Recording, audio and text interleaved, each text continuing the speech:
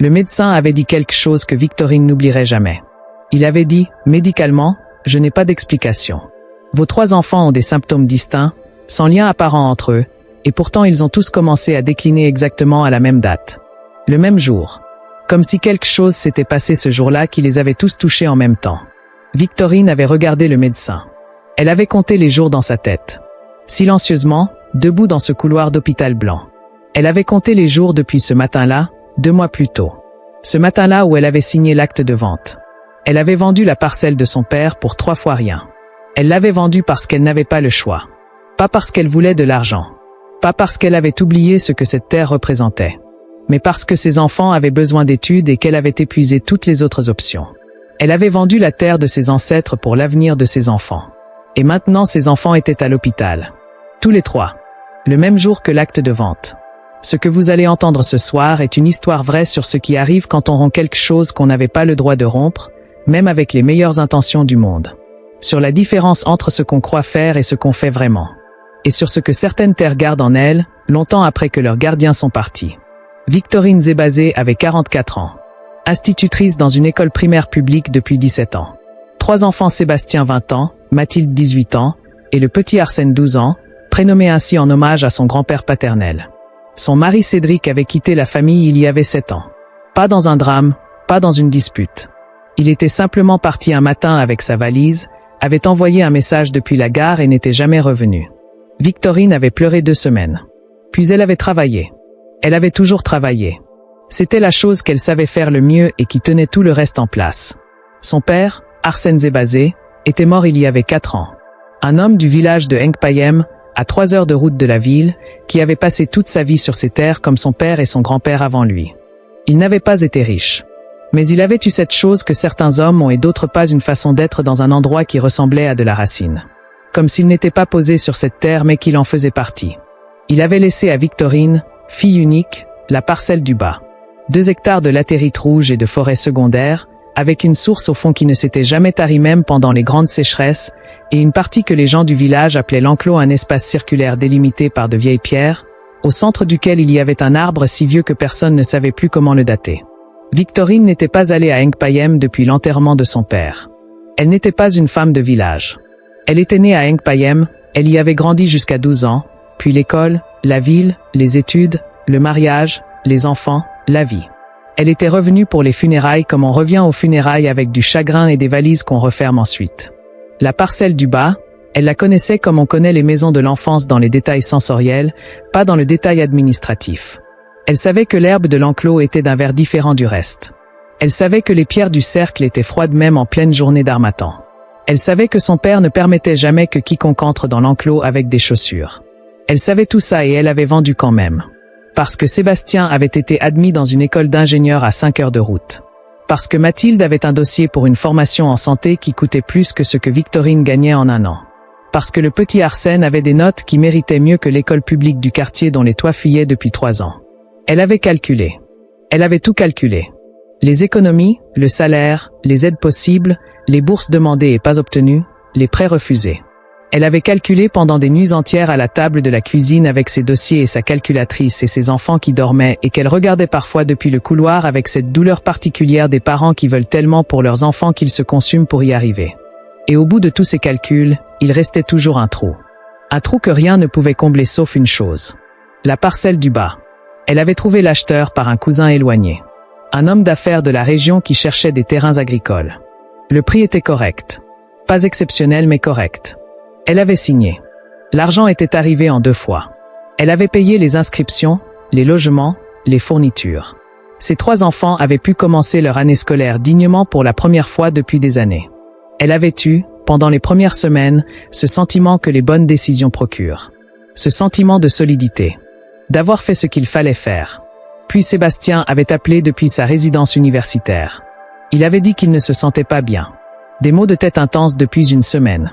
Des vertiges. Une fatigue qui ne répondait pas au sommeil.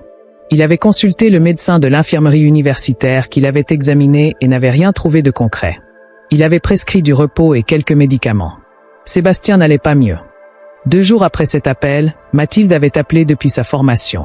Elle aussi. Pas les mêmes symptômes, des douleurs articulaires, une perte d'appétit progressive, et quelque chose qu'elle décrivait comme une sensation de froid intérieur qui ne disparaissait pas quelle que soit la chaleur autour d'elle. Les médecins là-bas non plus n'avaient rien trouvé. Et le petit Arsène, à la maison, dans sa chambre, avait commencé à parler dans son sommeil. Pas en criant, pas en gémissant, en murmurant. Des phrases que Victorine ne comprenait pas toujours. Des phrases dans une langue qu'elle croyait parfois reconnaître comme le dialecte de son père, un dialecte qu'Arsène n'avait jamais appris et que Victorine elle-même avait presque entièrement oublié. Elle avait d'abord cherché des explications rationnelles. Un virus saisonnier qui se transmettait différemment selon les individus. Le stress de la rentrée pour Sébastien et Mathilde. Les enfants qui grandissent et dont le sommeil se modifie pour Arsène. Elle était institutrice. Elle croyait aux explications documentées. Mais la semaine suivante, Sébastien avait dû être hospitalisé parce que ses vertiges avaient atteint un niveau où il ne pouvait plus tenir debout. Mathilde avait maigri de 5 kilos en 3 semaines sans aucune explication alimentaire ou médicale. Et Arsène avait arrêté de parler dans son sommeil pour commencer à dessiner. Chaque matin, Victorine trouvait des feuilles de papier couvertes du même dessin, un cercle de pierre avec un arbre au centre. Victorine connaissait ce dessin. Elle l'avait vu dans la réalité. C'était l'enclos. Elle avait appelé son cousin Théophile. Le même cousin qui lui avait trouvé l'acheteur. Elle lui avait demandé des nouvelles de la parcelle. Théophile avait hésité avant de répondre. Il avait dit que les travaux avaient commencé mais qu'il y avait eu des problèmes. Que les ouvriers qui avaient commencé à défricher l'enclos avaient tous quitté le chantier le même jour sans donner d'explication. Que l'acheteur avait fait venir une autre équipe de la ville voisine et que cette équipe aussi était repartie après le premier jour. Que la pelleteuse qui avait essayé de retirer les pierres du cercle avait eu un accident dont personne ne comprenait l'origine, pas de défaillance mécanique, pas d'erreur humaine identifiable, la machine s'était simplement retournée sur un terrain parfaitement plat. Et que l'arbre au centre de l'enclos, que personne n'avait touché, que personne n'avait même effleuré, saignait. Pas de la sève. Quelque chose de plus sombre. Quelque chose qui coulait le long du tronc depuis la base d'une grande branche morte et qui ne s'arrêtait pas depuis 3 semaines. Victorine avait raccroché sans rien dire. Elle avait regardé les dessins d'Arsène.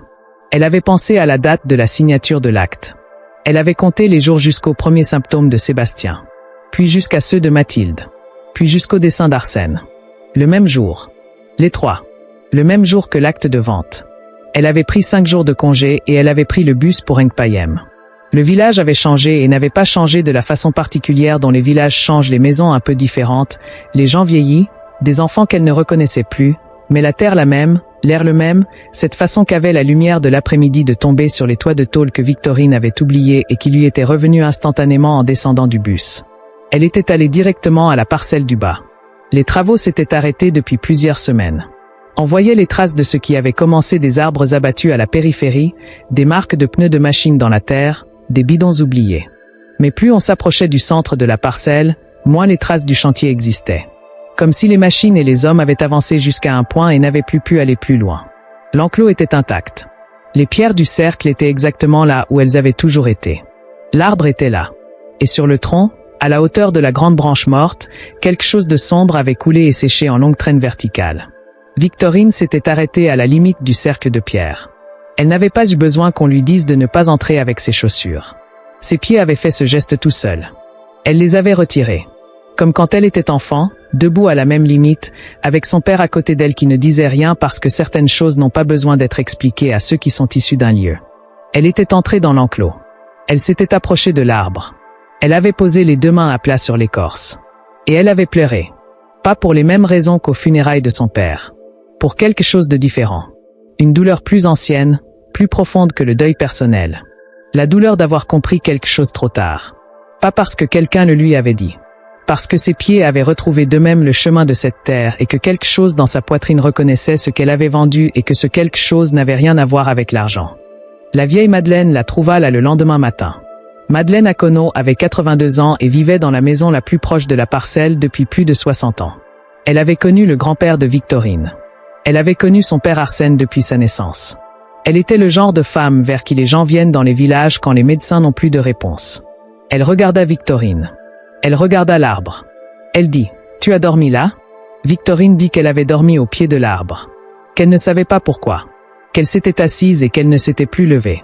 La vieille Madeleine dit « Ton grand-père connaissait l'histoire de cet arbre. Ton père la connaissait. Il ne te l'a pas racontée ?» Victorine dit non. La vieille Madeleine s'assit sur une des pierres du cercle. Elle dit que le grand-père paternel de Victorine, un homme qui s'appelait Basile, était arrivé dans ce village il y avait longtemps comme un homme fuyant quelque chose. Qu'il avait demandé asile à la terre de ce village. Qu'il avait planté cet arbre lui-même, un jeune arbre alors, et qu'il avait conclu quelque chose avec ce qui gardait ce lieu. Pas une cérémonie élaborée. Juste une promesse. La promesse que cet espace resterait intact tant que sa lignée vivrait sur cette terre. Que personne parmi les siens ne disperserait ce qui avait été rassemblé. En échange, sa lignée avait été protégée. Elle ne dit pas protégée par qui. Elle ne précisa pas la nature de cette protection. Elle dit juste, tu as regardé la vie de ton père. Est-ce qu'il a jamais eu de vraies catastrophes? Victorine pensa à son père. Un homme simple qui n'avait jamais été riche mais qui n'avait jamais non plus été écrasé. Ses enfants en bonne santé. Ses récoltes correctes même les mauvaises années. Une forme de chance ordinaire qui lui avait toujours semblé être juste le résultat d'un travail honnête. Elle dit, il travaillait. La vieille Madeleine dit, il travaillait et l'accord tenait. Les deux. Victorine demanda ce qu'elle pouvait faire maintenant. La vieille Madeleine ne répondit pas immédiatement. Elle regarda l'arbre. Elle dit, la terre a été vendue. Ça, tu ne peux pas le défaire. La signature est là, le titre de propriété a changé de main. Mais ce que tu as vendu et ce qui est là, ce n'est pas la même chose. Tu as vendu des hectares. Tu n'as pas vendu ce que cet arbre garde. Personne ne peut vendre ça parce que ça n'appartient à personne. Ça appartient à la lignée. Ça va là où la lignée va. Elle regarda Victorine. La question n'est pas de savoir comment racheter la terre. La terre est perdue. La question est de savoir si tu peux amener ce que cette terre contenait ailleurs. Si tu peux reconstruire l'accord sur une autre fondation. Victorine demanda comment. La vieille Madeleine dit, en commençant par reconnaître ce que tu as fait. Pas devant moi. Pas devant les hommes. Devant ceux qui gardent cet arbre. Tu es debout ici depuis hier soir. Tu as retiré tes chaussures. Tu as les mains sur l'écorce. Tu as pleuré. Peut-être que la reconnaissance a déjà commencé. Elle s'était levée pour partir. Elle s'était retournée une fois. Elle avait dit, ton fils qui dessine des cercles de pierre dans son sommeil. Il ne dessine pas des choses qu'il a vues. Il dessine des choses qui lui ont été montrées. Ce qui est là a reconnu ton sang. Il attend que tu décides. Victorine resta dans l'enclos 3 jours. Elle ne sut pas exactement ce qu'elle fit pendant ces 3 jours. Elle ne pria pas au sens où elle priait à l'église. Elle ne fit pas de rituel au sens où elle aurait su comment en faire un. Elle était debout ou assise contre l'arbre. Elle parlait parfois à voix basse. Elle dormait par intermittence. Elle mangea peu, ce que la vieille Madeleine lui apportait sans qu'elle le demande. Ce qu'elle dit pendant ces 3 jours, elle le dit dans la langue de son père pas parfaitement, avec des lacunes et des maladresses mais elle l'a dit quand même. Elle parla de Sébastien, de Mathilde, du petit Arsène. Elle parla de ce qu'elle avait voulu pour eux, de pourquoi elle avait vendu. Elle ne chercha pas à justifier. Elle expliqua simplement, comme on explique à quelqu'un qu'on respecte en sachant que la vérité est la seule monnaie qui compte. Elle dit aussi qu'elle ne savait pas comment réparer mais qu'elle voulait le faire. Le 3e soir, elle appela l'hôpital pour avoir des nouvelles de Sébastien. L'infirmier lui dit que ses vertiges avaient nettement diminué ce matin-là. Que les médecins ne savaient pas pourquoi mais que c'était une amélioration notable. Elle appela Mathilde. Mathilde dit qu'elle avait mangé ce midi et que pour la première fois depuis des semaines elle avait eu faim vraiment. Elle rentra à la maison 2 jours plus tard. Arsène dormait quand elle arriva. Elle entra dans sa chambre. Pas de feuilles couvertes de dessins sur le bureau ce soir. Le matin, il y en avait une. Mais pas le même dessin. Un arbre seul. Juste un arbre, debout, sans les pierres autour.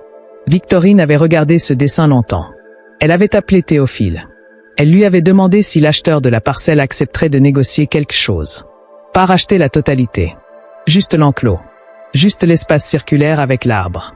Assez pour planter une clôture autour, déposer une plaque indiquant qu'il s'agissait d'un espace familial sacré, et pouvoir y revenir une fois par an. Théophile avait dit qu'il essaierait. Ça avait pris du temps. Des conversations, des négociations, une somme symbolique mais concrète que Victorine avait réunie en demandant à ses collègues de l'école de lui prêter sans leur expliquer pourquoi ou en tout cas pas entièrement. L'acheteur avait finalement accepté. Il avait ses propres raisons, les incidents sur le chantier avaient coûté cher, les équipes refusaient de s'approcher de l'enclos, les délais s'accumulaient. Garder l'enclos inviolé et le céder à la famille en droit d'usage permanent simplifiait les choses. Un accord avait été signé. L'enclos appartenait toujours légalement à l'acheteur. Mais la famille Zébazé en avait la jouissance perpétuelle. Personne ne pourrait jamais y toucher sans leur consentement écrit. Sébastien avait terminé sa première année d'école d'ingénieur avec des résultats corrects. Mathilde continuait sa formation. Le petit Arsène avait arrêté de dessiner la nuit depuis la semaine où l'accord sur l'enclos avait été finalisé. Il avait demandé une fois à sa mère si elle l'emmènerait voir la terre de grand-père Arsène pendant les vacances. Elle avait dit oui. Ce qu'il y a à comprendre dans cette histoire n'est pas simple. Victorine n'avait pas vendu par cupidité. Elle avait vendu par amour pour ses enfants. Et c'est peut-être ça la chose la plus difficile de cette histoire, qu'on peut faire quelque chose de profondément juste pour ses enfants et quelque chose de profondément faux pour ses ancêtres en même temps. Que ces deux choses ne s'annulent pas et qu'on doit vivre avec les deux. Elle n'avait pas su ce que l'enclos contenait vraiment. Pas dans le détail. Son père ne lui en avait pas parlé. Et peut-être que c'est aussi quelque chose à retenir, les choses que les parents ne transmettent pas à leurs enfants ne disparaissent pas pour autant. Elles restent là, dans la terre, dans les arbres, dans les dessins que des enfants font dans leur sommeil sans savoir pourquoi. Ce que la vieille Madeleine avait dit reste vrai. La terre était perdue. L'accord d'origine ne pouvait pas être restauré identiquement. Mais quelque chose d'autre avait pu exister à sa place. Pas identique. Pas aussi solide peut-être. Mais vivant. Il y a dans nos histoires familiales des choses que nous n'avons pas choisies. Des promesses faites avant nous. Des alliances conclues par ceux qui nous ont précédés avec des forces que nous n'avons jamais rencontrées en face. Ces choses existent ou n'existent pas selon ce en quoi vous croyez. Mais elles existent dans le sens où elles produisent des effets dans le monde réel, dans les corps réels, dans les vies réelles de gens réels. Victorine y croyait maintenant. Pas parce qu'on le lui avait dit.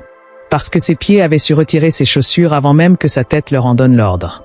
Cette histoire vous pose une question que chacun doit répondre pour lui-même.